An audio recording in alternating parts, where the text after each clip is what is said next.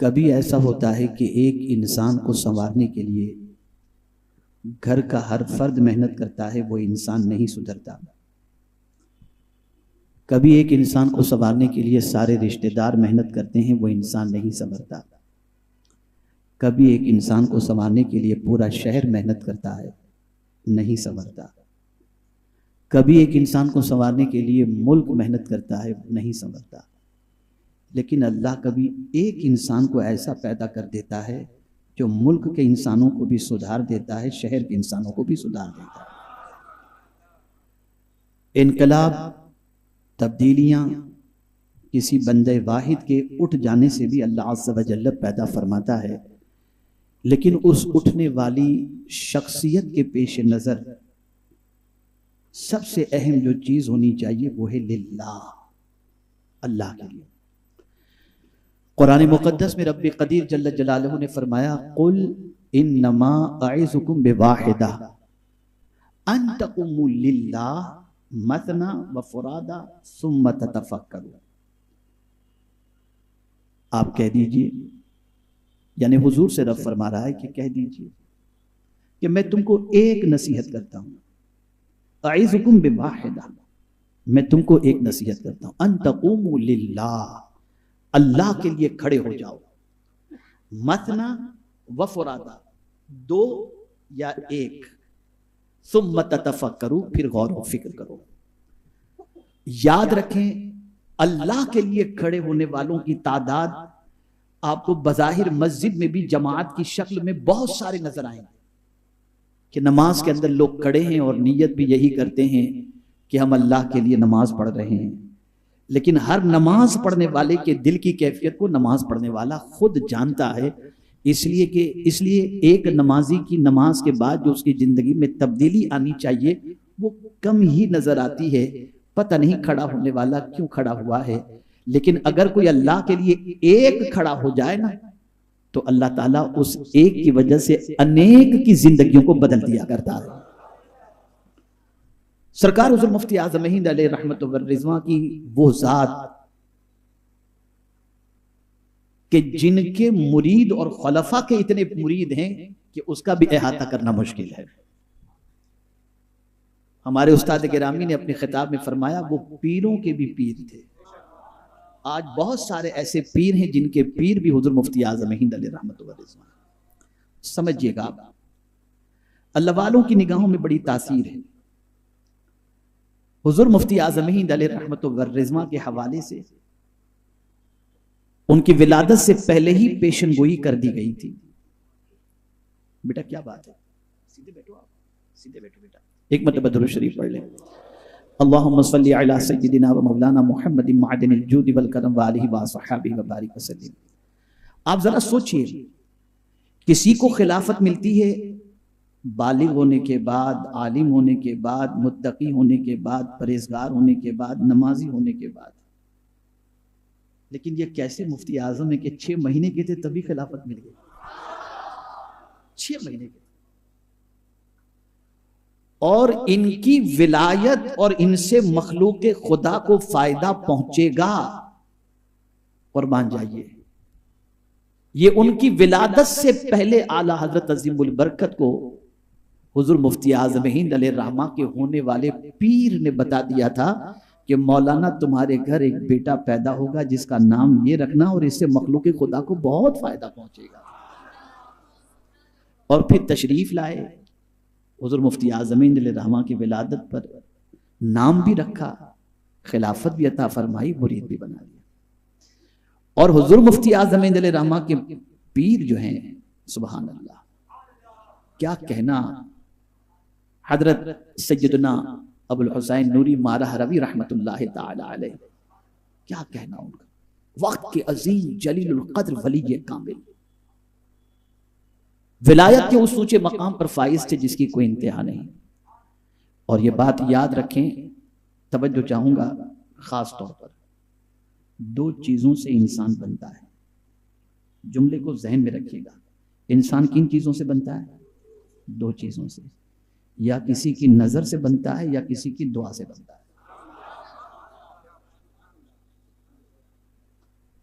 اسی لیے سرکار نے فرمایا اتقوا بفراست المؤمن فإنه ينظر بنور اللہ تعالی. نظر کی بڑی تاثیر ہے. اسی لیے قرآن مقدس میں بھی صحابہ کو جو پروردگار نے تاکید کی نا، وہ کیا تاکید کی؟ یا ایھا الذین آمنوا لا تقولوا راعنا وقولوا انظرنا. کہ رائنا نہ کہو، انظر نہ کہو. سرکار نظر کرم فرما. وہ جانتے تھے کہ بندہ نظروں سے بنا کرتا ہے. میرے پیارے آقا صلی اللہ تعالی علیہ وسلم کے پیارے دیوانوں، سرکار حضور مفتی اعظم ہند علیہ رحمت والرضوان کی نظروں کا عالم کیا تھا؟ ان کی نظروں کا عالم، سبحان اللہ. ان کی نعت ابھی میں سن رہا تھا یہاں، شاید غوث محمد صاحب پڑھ رہے تھے یا کون، غالباً یہی نعت پڑھ رہے تھے. کچھ ایسا کر دے میرے کردگار آنکھوں میں، شاید یہی نعت. اب نظر، قربان جائیے، حضور مفتی اعظم ہند علیہ رحمہ کہتے ہیں انہیں نہ دیکھا تو کس کام کی ہیں یہ آنکھیں کہ دیکھنے کی ہے ساری بہار آنکھوں میں. فرشتوں پوچھتے کیا ہو کس کی امت ہو. قبر کے معاملے کو سامنے رکھ کر کہتے ہیں فرشتوں پوچھتے کیا ہو کس کی امت ہو، لو دیکھ لو تصویر یار آنکھوں میں. جس کی نگاہوں میں آقا کریم صلی اللہ علیہ وسلم اتنے بسے ہوئے ہوں، ان کی نگاہوں کا عالم کیا ہوگا. وہ نگاہیں جس پر پڑ جائیں اس کی دنیا بدل جائے، اس کی آخرت سنور جائے. میرے پیارے آقا صلی اللہ تعالی علیہ وسلم کے پیارے دیوانوں، اسی لیے میری بات کو ذہن میں محفوظ رکھیے گا. ذہن میں دو چیزوں سے انسان بنتا ہے، یا کسی کی نظر سے یا کسی کی دعا سے. کبھی کبھی دعا بھی انسان کو وہ بنا دیتی ہے جو محنت سے وہ بندہ بننا چاہتا ہے لیکن نہیں بن سکتا، لیکن دعا بنا دیتی ہے. بھئی ہمارے شہر ممبئی کے اندر ہی آپ دیکھ لیجئے، حضرت خضر سے مخدوم ماہی میں پڑھتے تھے. حضرت خضر علیہ السلام سے مخدوم ماہی میں پڑھا کرتے تھے، لیکن ولی بنے کیسے؟ ماں کی دعا سے. حضرت عبداللہ ابن عباس رضی اللہ تعالیٰ عنہ سید المفسرین بنے کیسے؟ حضور کی دعا سے بنے. حضرت ربیعہ ابن کعب رضی اللہ تعالیٰ عنہ کو جنت کی بشارت اور جنت میں رفاقت کا مژدہ جاں فزا حضور نے سنایا، حضور کی دعا سے. یاد رکھیں دعاؤں کی بڑی تاثیر ہے، اور دعا ایسے نہیں ملتی. ایک ہوتا ہے دعا کی گزارش کرنا، اور ایک ہوتا ہے کام ایسا کرو کہ خود بخود دعا مل جائے. دونوں میں فرق ہے، دونوں میں فرق ہے. بلبل باغ مدینہ اس چیز کے گواہ ہیں ماشاءاللہ. اول روز کے ہمارے رفیق دعوت ہیں ماشاءاللہ. اتار چڑھاؤ بھی بہت کچھ انہوں نے دیکھا ہے، اور ہمیشہ ساتھ رہے، اللہ کرے یہاں وہاں سب جگہ ساتھ رہے ماشاءاللہ. برطانیہ میں جب ہم پہلی بار گئے تو اس وقت تک بوڑھوں کا اتنا رسپیکٹ جیسا کہ ہم کو بتایا گیا لوگ نہیں کرتے تھے. بیچارے اپنے حساب سے رہتے تھے. کبھی بہت بوڑھے ہو گئے، کوئی خدمت کرنے والا نہیں، تو اولڈ ہاؤس کے اندر چھوڑ دیتے تھے. اللہ کا شکر کہ ہم لوگوں نے جا کر تحریک وہاں پہنچنے کے بعد بچوں کو ہم نے بتایا، جیسے مثال کے طور پر پہلے سفر ہی کے اندر لوگ چپل جوتے لے کر کے آگے رکھ دیتے تھے، نکلنے سے پہلے ادب کے ساتھ کھڑے رہتے تھے. ہم نے دیکھا اس وقت ہماری عمر بھی آج جیسے سب بال سفید ہو گئے ایسے تو نہیں تھے. آج سے کم و بیش 25-30 سال پہلے کی بات ہے. تو ہمیں گلٹی فیل ہوتی تھی کہ یار یہ مجھ سے عمر میں بڑے لوگ چپل رکھ رہے ہیں، جوتے رکھ رہے ہیں. تو تھوڑا سا میں سمجھاتا تھا. تو میں نے کہا کہ یار یہ بتائیے آپ یہ کیوں کر رہے ہیں؟ کہا حضرت دعا لینے کے لیے. تو میں نے کہا کبھی اپنے باپ کے بھی چپل ایسے رکھے ہو آپ؟ اس لیے کہ ہماری دعائیں ہیں، لیکن باپ کی دعا کے بارے میں حضور فرماتے ہیں کہ باپ کی دعا اولاد کے حق میں وہ مقام رکھتی ہے جو نبی کی دعا امتی کے حق میں مقام رکھتی ہے. دعائیں لو، ماں باپ کی بھی لو، بزرگوں کی بھی لو، علماء کی بھی لو، اساتذہ کی بھی لو، اور غریبوں کی بھی لو. یہ بھی ذہن ہے، غریبوں کی بھی دعا لو. عرض کرنے کا منشا یہ ہے کہ دعائیں یوں ہی نہیں ملتی. حضرت مخدوم ماہیمی علیہ الرحمہ پوری رات پانی لے کر کے کھڑے رہے. ماں کی آنکھ کھلی اور پوچھا بیٹے اس طرح سے تم کھڑے ہو؟ کہ ماں سوچا کہ آپ نے پانی مانگا تھا، آنکھ لگ گئی، جگاؤں تو نیند خراب. چلا جاؤں تو آپ کی آنکھ کھلے اور پیاس کی وجہ سے آپ پانی نہ پائیں تو پیاسی سو جائیں گی، اس لیے پانی لے کر کے میں کھڑا ہوں کہ جب آنکھ کھلے تب پیش کروں۔ ماں نے کہا جا اللہ تجھے ولایت کا مرتبہ عطا فرمائے۔ لمبا سفر شارٹ میں ہو گیا یہ دعا کی وجہ سے۔ صدیاں گزر گئیں لیکن سید المفسرین حضرت عبداللہ ابن عباس ہی ہیں۔ دعا کی وجہ سے حضور کی دعا لگ گئی۔ دعا ملتی ہے خدمت کی وجہ سے۔ حضرت عبداللہ ابن عباس رضی اللہ تعالیٰ عنہ نے سرکار کی ایسی خدمت کی کہ دعا مل گئی۔ حضرت ربیعہ ابن کعب نے ایسی خدمت کی کہ دعا مل گئی۔ میرے پیارے آقا صلی اللہ علیہ وسلم کے پیارے دیوانوں، سرکار حضور مفتی اعظم ہند علیہ رحمت و رضوان کی حیات طیبہ کے گوشوں کو اگر آپ دیکھیں تو آپ کی عقل دنگ رہ جائے گی، عقل دنگ رہ جائے گی۔ عشق کے معاملے میں، عشق رسالت مآب صلی اللہ علیہ وسلم کے معاملے میں اتنے اونچے مقام پر فائز تھے، اتنے اونچے مقام پر کہ جب حضور مفتی اعظم ہند علیہ رحمت و رضوان حج کے لیے تشریف لے گئے تو مکہ مکرمہ میں غار ثور میں بھی گئے، لیکن جب غار حرا میں گئے تو چونکہ وہاں حضور صلی اللہ علیہ وسلم بہت لمبا قیام کرتے تھے، 40 روز سرکار کا قیام وہی رہتا تھا، توشہ لے کر چلے جاتے تھے اور غار حرا میں عبادت و ریاضت میں مصروف رہتے تھے۔ جب حضور مفتی اعظم ہند علیہ رحمہ غار حرا پہنچے تو سب سے پہلے اپنا امامہ اتارا، اسے کنارے رکھا، صدری اتاری، پھر اس کے بعد کرتا اتارا، پھر اس کے بعد بنیان اتارا اور صرف پائجامے میں اس زمین پر لوٹنے لگے اور کہنے لگے پتہ نہیں مصطفیٰ کا یہاں پر مصطفیٰ جان رحمت صلی اللہ تعالی علیہ وسلم کا کس ذرہ نے بوسہ لیا ہو، شاید مجھے اس کی کچھ خیرات نصیب ہو جائے۔ سوچو یہ عشق رسالت مآب صلی اللہ علیہ وسلم۔ اسی طریقے سے جب مدینہ منورہ پہنچے تو مدینے کی گلیوں کے اندر کچھ جارو کش جو ہے وہ جھاڑو لگا رہے تھے، ایک کے ہاتھ سے جھاڑو لے لیا اور مدینے کی گلی میں جھاڑو لگانے لگے، اور پھر جب یہ بات یاد آتی تو کہتے خدا خیر سے لائے وہ دن بھی نوری، مدینے کی گلیاں بہارا کرو۔ اور پھر ان کے مقام کو سمجھنے والی ذوات کو دیکھو آپ، کہ ایسا نہیں کہ حضور مفتی اعظم ہند علیہ رحمہ میرے پیر و مرشد ہیں تو میں ان کے بارے میں ہی سب کچھ کہہ رہا ہوں، نہیں۔ قطب مدینہ علامہ ضیاء الدین مدنی رحمت اللہ تعالی علیہ، جو اعلیٰ حضرت کے خلیفہ، جو حج کے علاوہ وہاں پہنچنے کے بعد کبھی مدینہ انہوں نے چھوڑا ہی نہیں، ایک آدھ مرتبہ اعلیٰ حضرت سے ملنے کے لیے ہندوستان تشریف لائے تھے، لیکن جب پتا چلا کہ حضور مفتی اعظم ہند علیہ رحمت و رضوان مدینہ منورہ آ رہے ہیں تو قطب مدینہ علامہ ضیاء الدین مدنی رحمت اللہ تعالی علیہ حضرت کے استقبال کے لیے کئی کلومیٹر کا سفر کر کے پہلے پہنچ گئے کہ میں مفتی اعظم کا استقبال کروں۔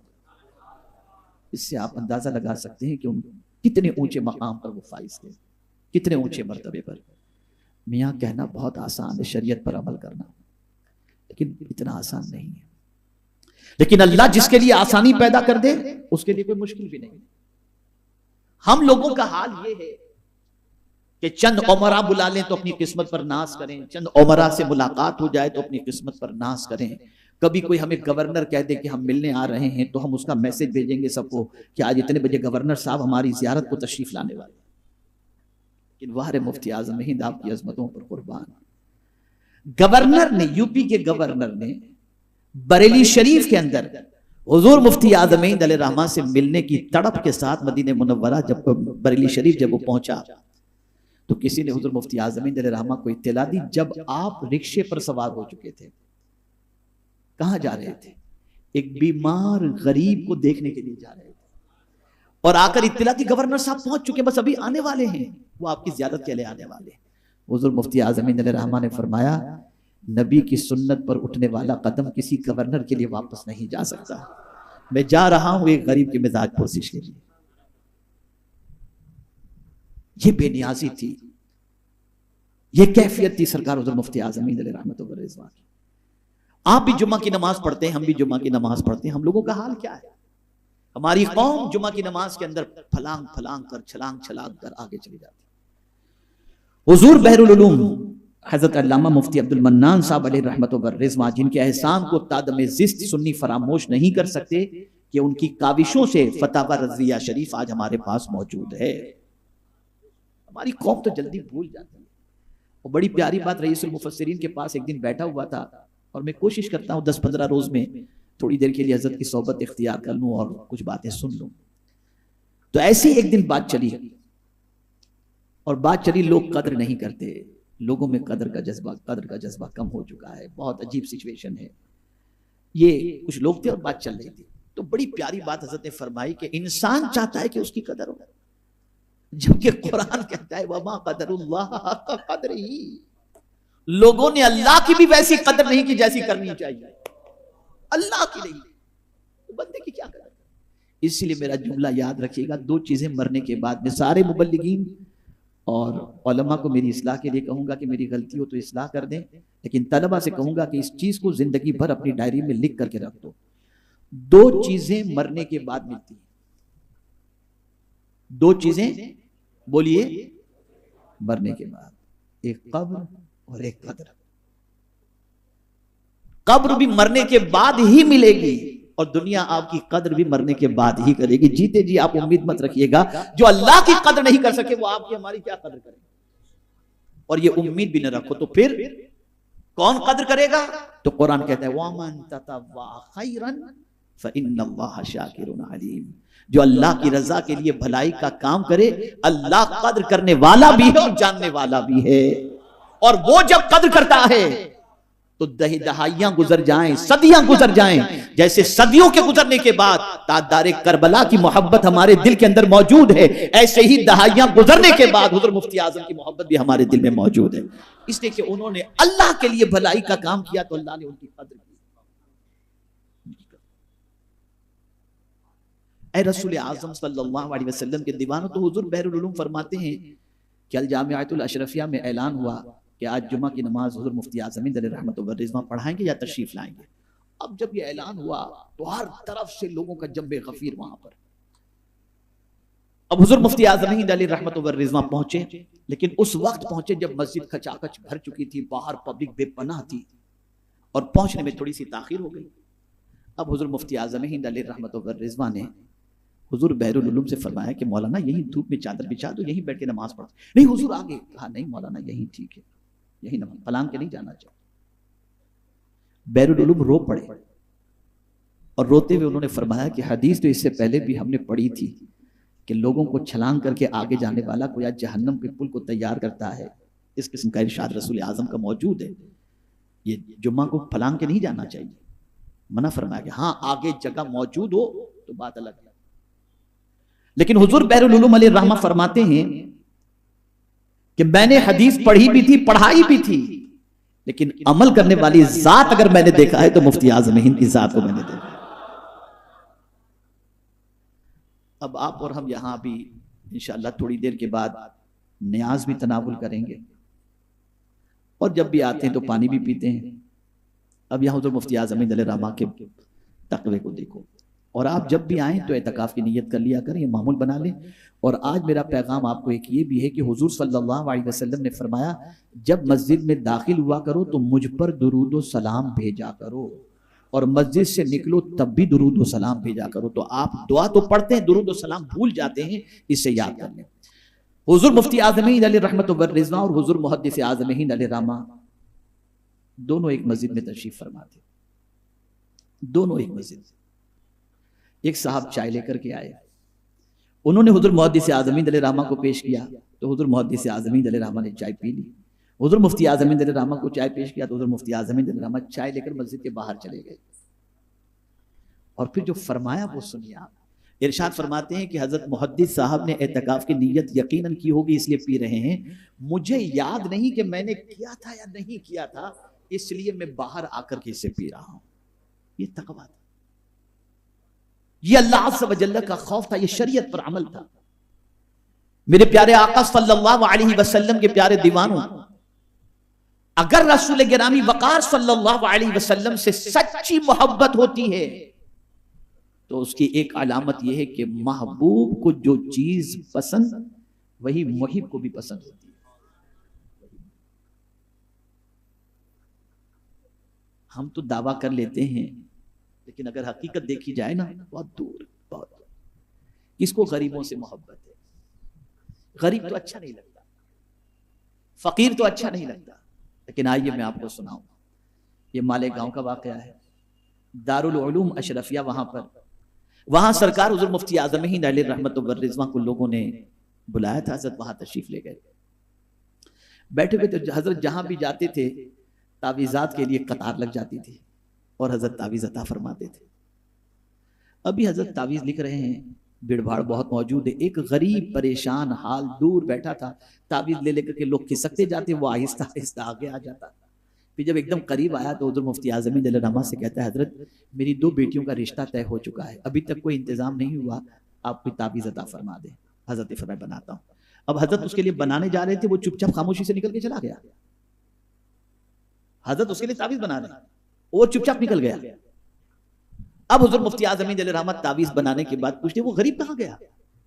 اب وہ اتنی تیزی سے نکل گیا کہ کسی کو خبر بھی نہیں ہوئی اور کوئی پہچانتا بھی نہیں تھا اس کو۔ اب حضور مفتی اعظم ہند علیہ رحمہ پریشان، وہ غریب کہاں گیا، وہ غریب کہاں گیا، وہ غریب کہاں گیا، وہ غریب، بار بار ہر 2-3 منٹ پہ وہ غریب کہاں گیا، دوسروں کو تعویذ دے رہے وہ غریب کہاں گیا، وہ غریب کہاں گیا۔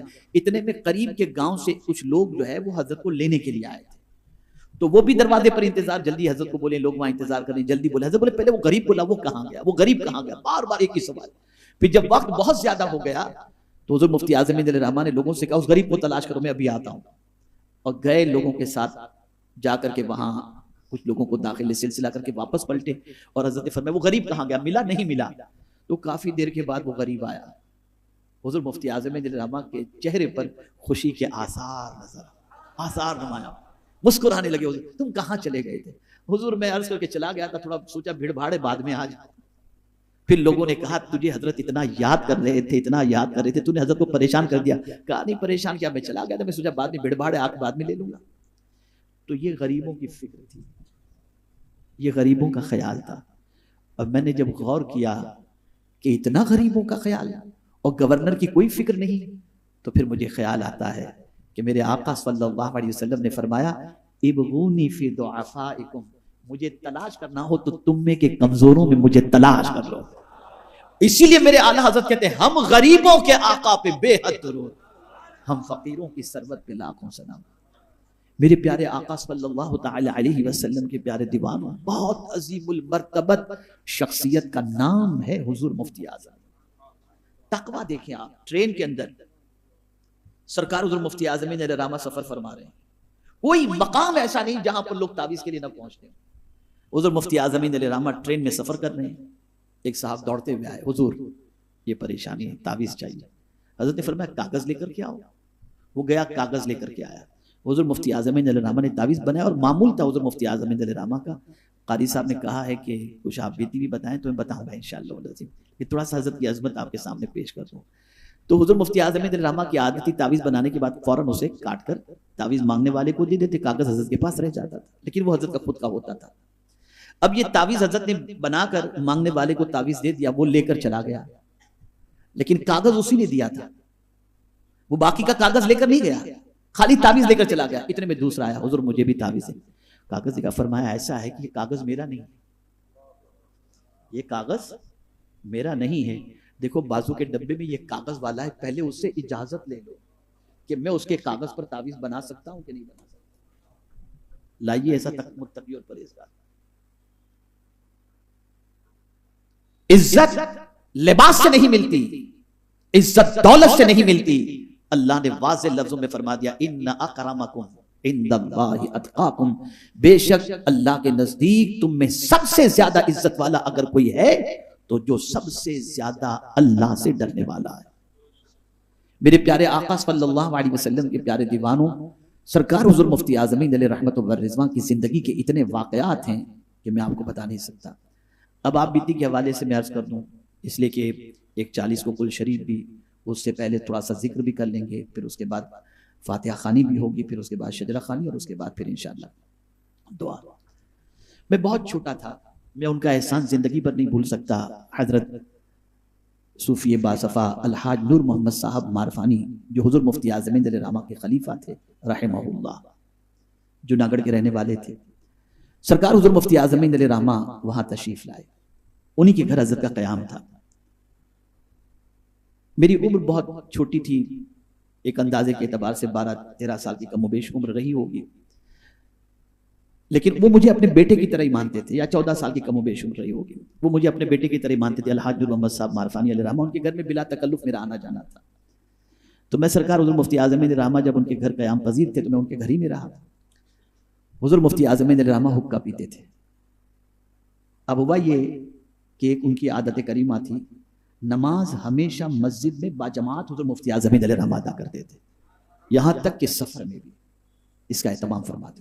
ظہر کا وقت ہوا قریب قریب، جیسے ہی اذان کا وقت ہوا حضور مفتی اعظم علیہ رحمہ اٹھے، اور ایک بڑی پتے کی بات بتاتا ہوں، حضور مفتی اعظم علیہ رحمت والرضوان نماز کے لیے ایسے تیار ہوتے تھے جیسے کوئی دولہا تیار ہوتا ہو، اس لیے کہ قرآن کہتا ہے خذوا زینتکم عند کل مسجد، ہر نماز کے لیے دولہے کی طرح تیار ہوتے تھے حضور مفتی اعظم۔ کھڑے ہوئے امامہ شریف بہت اچھی طریقے سے باندھا، اور جیسے حضرت نکلے پورا کمرہ خالی، سب کے سب حضرت کے پیچھے پیچھے چلنے لگے۔ مسجد اور مکان قریب قریب تھا۔ حضرت مسجد گئے اور ہم لوگوں نے حقے پہ دھاوا بول دیا، سب جتنے بھی بھائی بہن جو بھی تھے سب بس حضرت کا حقہ پینا ہے، کھینچ رہے۔ اس میں ہم نے بھی تھوڑا سا حقہ وغیرہ پیا، اور پھر اس کے بعد جو ہے وہ کھینچنے میں نوزل نکل گئی۔ اب عادت تو تھی نہیں حقہ پینے کی یا حقے کو ٹھیک کرنے کی، اب نوزل نکل گئی، پریشان ہم۔ اب اس کی کوشش کر رہے ہیں کہ کیسے بھی نوزل لگ جائے، لیکن کسی کو پریکٹس نہیں تھی تو نہیں کر پائے۔ جیسے تیسے وہ کہتے ہیں کہ اٹکا کے چھوڑ دو اپنا نام نہ آئے، تو وہ اٹکا کے ہم نے چھوڑ دیا۔ لیکن قربان حضور مفتی اعظم علیہ رحمہ کی عظمت پر، جیسے ہی نماز پڑھ کر تشریف لائے حقے کو دیکھا، وہ خادم سے فرمایا میاں ذرا حقہ ٹھیک کر دو، فوراً نظر۔ یعنی سرکار حضور مفتی اعظم علیہ رحمہ کی نگاہوں کا عالم یہ تھا، وہ سب جانتے تھے اللہ نے اتنا نوازا تھا۔ میرے پیارے آقا صلی اللہ علیہ وسلم کے پیارے دیوانوں، مجھے حضرت کے ساتھ سفر کی سعادت بھی نصیب ہوئی ہے، 2 روز کم و بیش حضرت کے ساتھ رہنے کی سعادت مجھے نصیب ہوئی، اور یہ میں اپنی قسمت پہ ناز کرتا ہوں کہ حضور مفتی اعظم علیہ رحمہ کے مرید ہونے کا شرف مجھے اپنے گھر ہی میں ہوا ہے۔ حضرت ہمارے گھر تشریف لائے تھے، بھائی بہن والدہ والد سب ہم لوگ موجود تھے، اور حضور مفتی اعظم علیہ رحمہ، مجھے آج بھی وہ منظر یاد ہے کہ جب تشریف لائے اور جب گدے پر حضرت تشریف رکھے تو میں نے قبلے سمت کی جو کھڑکی تھی اسے کھولا، تو گریل وغیرہ لگی ہوئی نہیں تھی، اوپن کھڑکی تھی، تو جیسے ہی کھڑکی کھولا فوراً ہوا آئی، تو حضرت نے فرمایا ایسا لگتا ہے جیسے جنت سے ہوا آ رہی ہے۔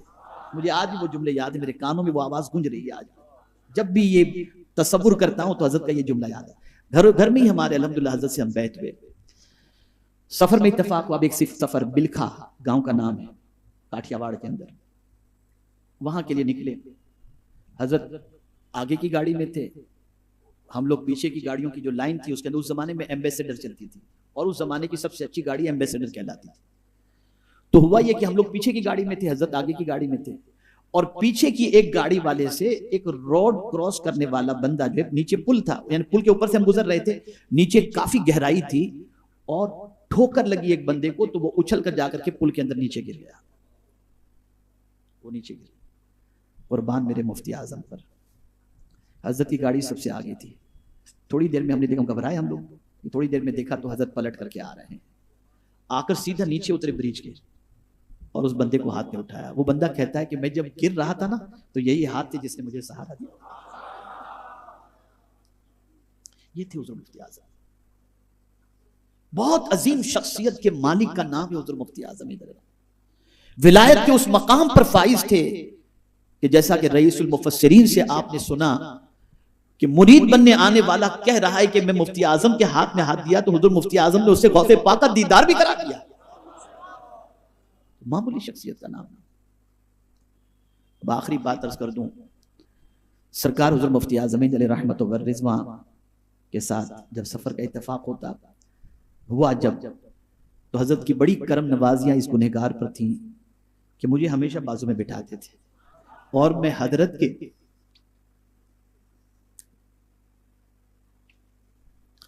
حضرت کی پلیٹ ہی میں سے میں لقمے بنا بنا کر لے کر کے کھایا کرتا۔